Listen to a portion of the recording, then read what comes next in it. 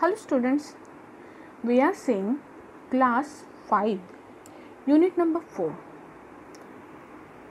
and in this video we are going to solve worksheets of solar system. Okay, in this video we are going to solve 8, 9 and 10th worksheets of solar system. Okay, let us start from worksheet number 8. See the first question. Explain an orbit and a satellite. Okay, what is the meaning of orbit? Orbit means क्या? देखो मैं diagram के form में आपको show कर रही हूँ कि अगर हमने कहीं पे सन कंसिडर किया, okay, if this is your son, okay, and इसके सराउंडिंग में अर्थ जिस सर्कुलर पाथ में मूव होती है, ऐसा जो सर्कुलर पाथ होगा, जिस सर्कुलर पाथ में आपकी अर्थ क्या करेगी, सन के अराउंड मूव करेगी, तो ये जो पाथ है, इस पाथ को हम बोलते हैं orbit. Okay, we call this path as orbit. And what is the meaning of satellite? जैसे अर्थ सन के अराउंड मूव होती है, in the same manner earth के अराउंड भी एक छोटा सा ऑब्जेक्ट, छोटा means in comparison with earth it is small objects which is revolving around the earth, we call it as a satellite. We call it as a satellite. Okay, तो इस हिसाब से आंसर देखो इस क्वेश्चन का क्या आएगा. See, explain the orbit and a satellite. The circular path along which a planet moves. A circular path. What is this? See, a circular path along which a planet revolve around the sun. मैंने earth नहीं use किया है, मैंने क्या use किया है यहाँ पे, प्लानेट वर्ड यूज़ किया है. क्यों?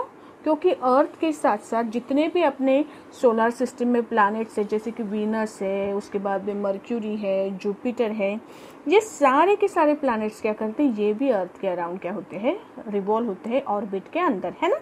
तो इस वजह से हम डेफिनेशन में अर्थ की जगह पे क्या यूज़ करेंगे, प्लैनेट वर्ड यूज़ करेंगे. So what is an orbit? The circular path along which a planet revolve around the sun is called an orbit. Okay, ये हुई अपनी पहली डेफिनेशन. सेकेंड क्या है देखो, second is a satellite. The object that revolve around the planet is called as satellite. The object that revolve around the planet is called satellite. Okay, तो ये हो गई अपनी पहली डेफिनेशन. अपने वर्कबुक के अंदर नोट कर लो. Let us move to the second question. See, draw a diagram to explain how Earth moves in orbits around the sun and the moon around Earth. Okay, आपको क्या करना है, डायग्राम ड्रॉ करना है जिसके जरिए you have to explain how Earth moves in orbits around the sun and moon around the Earth. We have to show the motion of both earth around the sun as well as moon around the earth in the form of diagram. Okay, there is place for explanation also. तो पहले तो हम explanation देख लेंगे इसका. See, what is the explanation? How earth moves around the sun in an elliptical orbit, and how moon moves around the earth in a circular orbit. Revolve, both are a type of revolution motion. Earth revolves around the sun and moon revolves around the earth. Okay, तो इसको लिखेंगे कैसे हम, देखो हमने लिखा कैसे है, the earth moves around the sun in an elliptical orbit. The earth moves around the sun in an elliptical orbit and the moon moves around the earth in an orbit as shown in the following figure. है ना. अभी diagram में ये circular orbit दिखाई है exactly, लेकिन जैसे अर्थ move होती है ना इलिप्टिकल ऑर्बिट में, मतलब हमारे साल में कुछ दिन ऐसे होते हैं जब अर्थ सन से बहुत ज़्यादा नज़दीक होती है, it is closer to earth. उन दिनों में हमें बहुत ज़्यादा गर्म होता है, ऑब्जर्व किया है आपने. और कुछ डेज ऐसे भी होते हैं कि सन अर्थ से डिस्टेंस उसका ज़्यादा होता है, तो ऐसे समय में हमें विंटर का सीजन महसूस होता है ना. तो ये क्यों होता है पता है, because of the orbit of earth around the sun is not exactly circular. जैसे अर्थ सर्कुलर ऑर्बिट में रिवॉल्व नहीं करती ना, in the same manner moon भी सर्कुलर ऑर्बिट में रिवॉल्व नहीं करता है। लेकिन अभी हमने तो डायग्राम में सर्कुलर ऑर्बिट दिखाई है, तो इसके लिए हमने सिर्फ यही लिखा है कि the moon revolve around the earth in an orbit as shown in the figure. Okay, so right this question first. The earth moves around the sun in an elliptical orbit and the moon revolve around the earth in an orbit shown in the following figure. Okay, लिखो, ये लिखना होने के बाद में हम इसकी draw करेंगे figure. Okay, so see the figure, see. अभी फिगर ड्रॉ करने के लिए मैं कुछ इंस्ट्रक्शंस आपको दे रही हूँ। पहली चीज़, आपको फिगर ड्रॉ करनी है पेंसिल से, ठीक है। सेंटर में आपने, एक्चुअली वो इलिप्स का सेंटर है, ये इलिप्स आना चाहिए। हाँ, इलिप्स के जो शेप होता है, अंडे का शेप कैसे होता है वैसे शेप होता है इलिप्स का। मेरी ड्राइंग स्किल्स आपको पता है ना। ऐसी आनी चाहिए आपकी ऑर्बिट। अर्थ कहाँ पे प्रेजेंट होना चाहिए? कहीं भी। Suppose this is your earth. Earth के कंपैरिजन में सन थोड़ा सा बड़ा निकालो। ओके, और मून के अराउंड, मून के मोशन के लिए आपको अर्थ के अराउंड एक ऑर्बिट, अरे बाप रे, गड़बड़ हो गई क्या? कुछ ज़्यादा ही नज़दीक हो गई ये चीज़ें, है ना। चलो इसको कैंसिल करते हैं फिर से। ये है आपकी अर्थ की ऑर्बिट, और इसके अराउंड बहुत छोटा सा मून ड्रॉ करो आप। ऑर्बिट के बाहर चला गया ना मून, देखो मैंने डायग्राम में ड्रॉ किया है। ओके, सपोज एक चीज़ ध्यान में रखो, आपको मूवमेंट में ऑर्बिट दिखाने के लिए एरोज ड्रॉ करना इम्पोर्टेंट है। अर्थ इस डायरेक्शन में घूम रही है, कैसी? ऐसी। डार्क कर रही हूँ मैं उसको, ऐसी, वेस्ट टू ईस्ट। और मून की भी डायरेक्शन शो करो, जैसे मैंने एरो से इंडिकेट किए, ये वाले एरो, ठीक है। ओके, तो ये डायग्राम आपको ड्रॉ करनी है। This diagram explains that earth revolve around the sun in an elliptical orbit and moon revolve around the earth in a circular orbit. Actually elliptical है, लेकिन हमने समझने के लिए सर्कल ड्रॉ किया, ठीक है। डायग्राम पेंसिल से ड्रॉ करो और प्रॉपर शेप ड्रॉ करो, ठीक है। ओके, चलो आगे बढ़ते हैं। Let us move to the next question. Question number 3।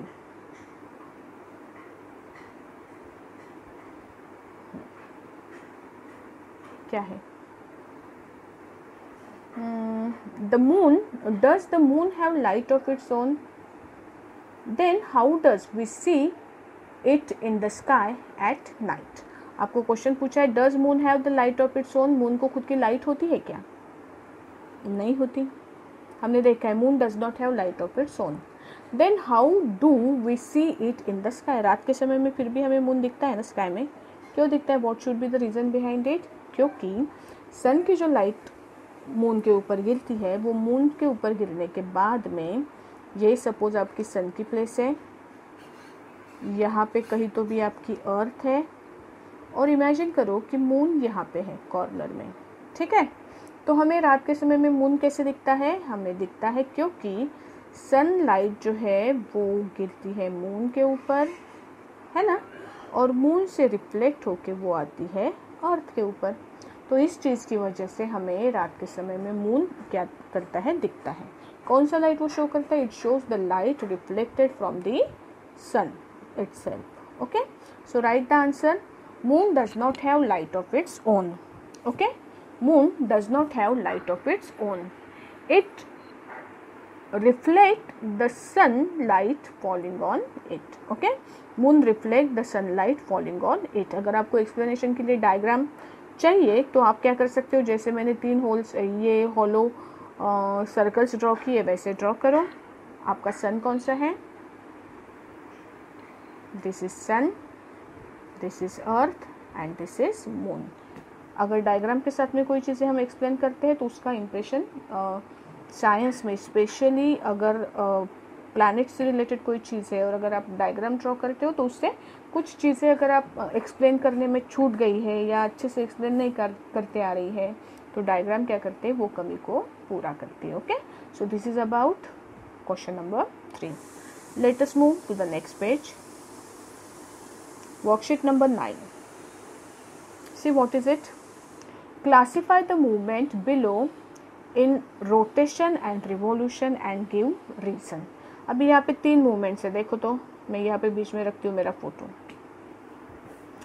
पहला है movement Ferris wheel. Ferris wheel का मतलब क्या है, ये कौन सा पिक्चर है, ये है जायंट व्हील, है ना.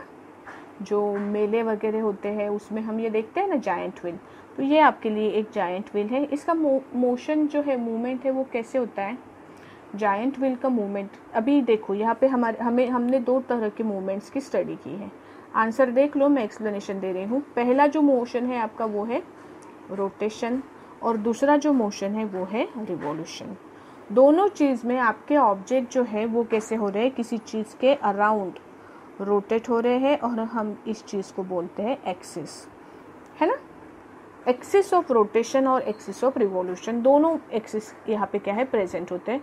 The movement of object around itself, जो खुद के अराउंड मूव होता है उसे हम बोलते हैं रोटेशन, और जो किसी दूसरे के अराउंड मूव होता है उसे हम बोलते हैं रिवॉल्यूशन. ये बेसिक डिफरेंस दोनों के बीच का ध्यान में रखिए. जो खुद के अराउंड रोटेट होते हैं उसे बोलते हैं रोटेशन, और जो किसी दूसरे के अराउंड रोटेट होते हैं, घूमते हैं, उसे हम बोलते हैं रिवॉल्यूशन. ओके, तो अभी ये देखो आपका फेरिस व्हील, हम फिर से इसको बड़ा कर रहे हैं. ये जो फेरिस व्हील है ये गोल घूमता है, देखो इसका मूवमेंट ऐसे होता है, इन दिस वे, ऐसे घूमेगा ना, ये राउंड में घूमेगा. और इसका जो रोटेट होने वाला पार्ट होता है वो यहाँ पे प्रेजेंट होता है. यहाँ से सेंटर में से एक रॉड पास होता है जिसके अलोंग ये फेरिस व्हील जो है वो रोटेट होता है. अब ये पार्ट है बॉडी का कि बॉडी के बाहर प्रेजेंट है, definitely this is the part of the object, है ना. फेरिस व्हील का ही पार्ट है ना वो एक्सिस जिसके अराउंड ऑब्जेक्ट रोटेट हो रहा है. इसका मतलब ये किस तरह का मोशन है, this is rotational motion. What is this, this is rotational motion. तो पहली चीज तो आपको आइडेंटिफाई करना है type of motion, whether it is rotation और रिवॉल्यूशन. तो मैंने पहले का आंसर लिख दिया है रोटेशन, इट इज रोटेशन. अभी आपको क्या करना है, you have to give the reason why this motion is called as rotation, because it rotate around itself. What is the reason behind it? It rotate around itself. It rotate around itself. Okay. See the next second question. This is a ball tied to string and moving in a circle. अभी यहाँ पे आपका जो ball है वो कैसे है, देखो एक स्ट्रिंग को बांधा हुआ है जिसका कंट्रोल किसके हाथ में है, दूसरे पर्सन के हाथ में है ना. तो ये बॉल भी रोटेट हो रहा है, सी ये बॉल भी रोटेट हो रहा है, लेकिन इसका जो एक्सिस ऑफ रोटेशन है, इसका जो एक्सिस ऑफ रोटेशन है वो कोई तो भी दूसरा ऑब्जेक्ट है जो कि इस ऑब्जेक्ट का बॉल का पार्ट नहीं है. बॉल किसी दूसरे चीज़ के अराउंड क्या हो रहा है, रोटेट हो रहा है. और ऐसा जो मोशन होता है, ऐसे मोशन को हम क्या बोलते हैं, we call it as revolution. Okay, this kind of motion is called as revolution. Okay, तो पहले तो हमने आइडेंटिफाई किया टाइप ऑफ मोशन, क्या लिखा आपने इसको, रिवॉल्यूशन. रिवॉल्यूशन के बाद में हमें देना है उसका reason. What is the reason why this motion is called as revolution, because it rotate around an external object. Okay, why this is called as revolution, because it rotate around an external object. कोई तो भी दूसरे object के around आपका object क्या हो रहा है, रोटेट हो रहा है. Okay, so this is second condition. C the third condition, what is it, it is a spinning top. हाथ के ऊपर कितनी गुदगुली हो रही होंगी ना उस बच्चे को. कहाँ पे रोटेट हो रहा है, रोटेशन है, लेकिन एक्सिस ऑफ रोटेशन अगर बॉडी का पार्ट है तो उसे हम रोटेशन बोलेंगे. एक्सिस ऑफ रोटेशन अगर बाहर कहीं है, दूसरी चीज़ रोटेट हो रही है, तो हम उसे बोलेंगे रिवॉल्यूशन. ये जो भंवरा है स्पिनिंग टॉप, ये कैसे रोटेट हो रहा है, it is rotating around its own body. खुद के बॉडी में से तो पास हो रहा है ना, ये जो पॉइंट है इसका, it is rotating along this point. Okay, so what kind of motion is this, this is a what, this is a rotational motion. Okay, right, rotation. And why it is rotation, because it rotate around itself. it rotate around itself, that is why it is called as rotation. Okay, तो ये था हमारा first question. Classify the movement below in rotation and revolution and give the reason. पहला था Ferris wheel rotation, it rotate around itself. Second था ball tied to string and moving in a circle, revolution because it rotate around an external object. Third is spinning top, this is rotation because it rotate around itself. Okay, let us move to the next question. See question number 2, what is an axis? axis मतलब क्या? अभी ये बहुत simple है ना. जिस एक कोई तो भी लाइन जिसके अराउंड ऑब्जेक्ट क्या हो रहा है, रोटेट हो रहा है, उसे आप बोलते हो एक्सिस ऑफ रोटेशन.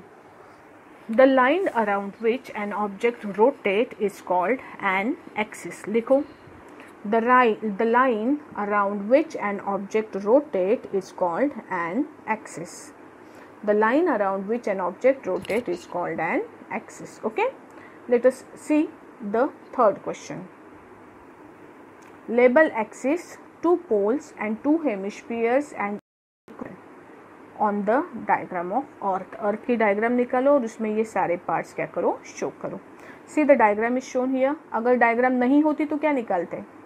अगर अर्थ दी नहीं होती तो क्या निकालते? तो क्या करना है आपको उस केस में? आपको क्या करना है, एक सर्कल ड्रॉ कर लो ऐसे.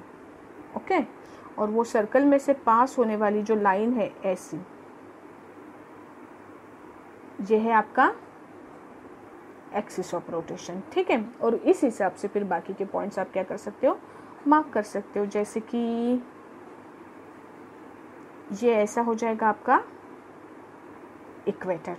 ठीक है ना, और बाकी पॉइंट्स आप मार्क कर सकते हो. लेकिन अभी बुक में डायग्राम दी है तो हम क्या करेंगे, अर्थ की ये डायग्राम कंसिडर करेंगे. सी, एक्सिस कहाँ पे है? जो रेड कलर की लाइन है, दिस इज एक्सिस. ओके, ऐसे इसके अलोंग अर्थ रोटेट होती है. This part is called as equator. Equator के वजह से अर्थ का ये ऊपर वाला पार्ट, इसे बोला जाता है नॉर्दर्न हेमिस्फीयर. जो नीचे वाला पार्ट है उसे बोला जाता है southern hemisphere.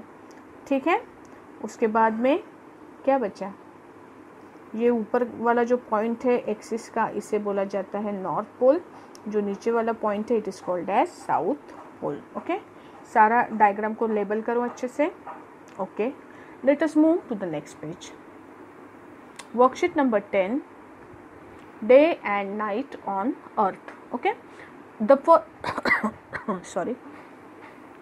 First is explain why earth experiences day and night cycle.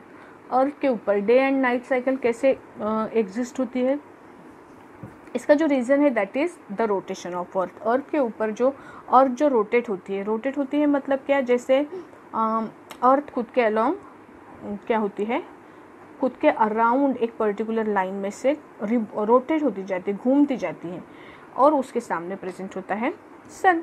तो जो पार्ट सन की डायरेक्शन में होता है, अभी यहाँ पे डायग्राम में देखो, पहले जो कंडीशन हम कंसिडर करेंगे कि ये सन है, ये अर्थ है, और अर्थ जब रोटेट होगी ना तो कुछ समय के लिए इतना वाला जो पोर्शन है इसका, अर्थ अगर मैंने कंसिडर की तो इतना पोर्शन जो है, कौन सा वाला, ये वाला पोर्शन सनलाइट में अगर प्रेजेंट है तो इधर के साइड में क्या होगा, डे होगा.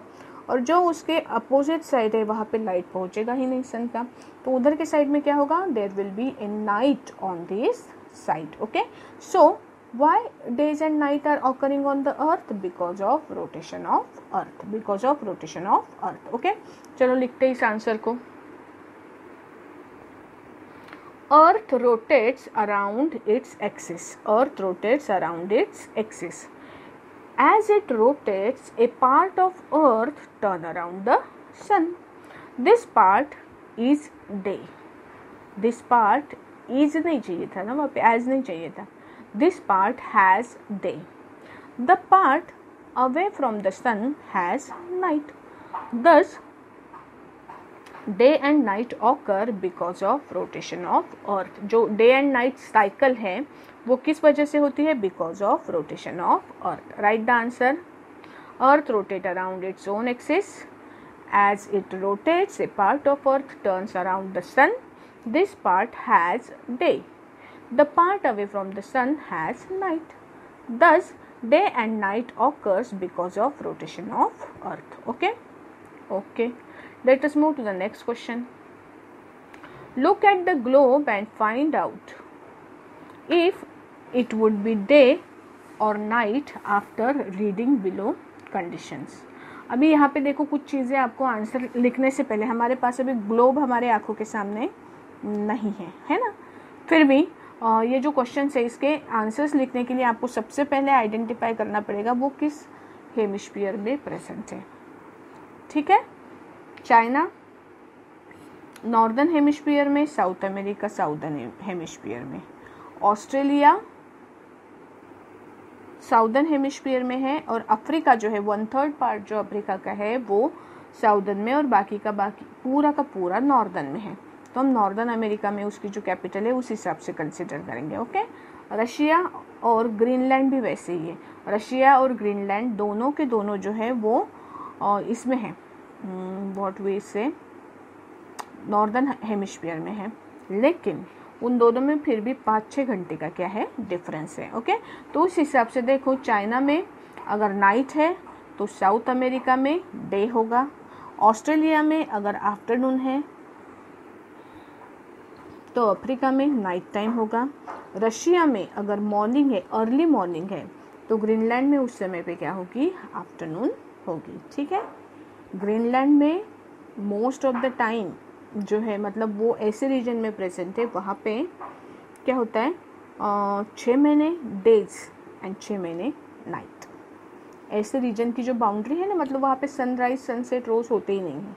एक बार जो सनराइज हो गया तो वो 6 महीने रहता है. सिर्फ होरिजोन के ऊपर ईस्ट टू वेस्ट ऐसे सन क्या होता है, मूव होता है. ठीक है. तो वहाँ पे अगर और एक बार नाइट हो गई तो फिर 6 महीने नाइट, दिन निकलने का सवाल ही पैदा नहीं होता. सो ऐसे कंट्रीज पे है ग्रीनलैंड, हम उसको बाद में देखेंगे, एसएसटी में पढ़ोगे आप वो टॉपिक. चलो आगे बढ़ते हैं. Question number 3. What do you think would happen if the earth did not rotate? Earth अगर रोटेट नहीं हुई तो क्या होगा? देखो ये सिचुएशन, सॉरी क्या आ गया, ये अर्थ की जो हमने पहला क्वेश्चन सॉल्व किया था ना उसकी सिचुएशन देखो. अर्थ रोटेट होता है तो रोटेशन की वजह से कुछ पार्ट हमेशा सन को फेस करता है, कुछ अपोजिट डायरेक्शन में जाता है.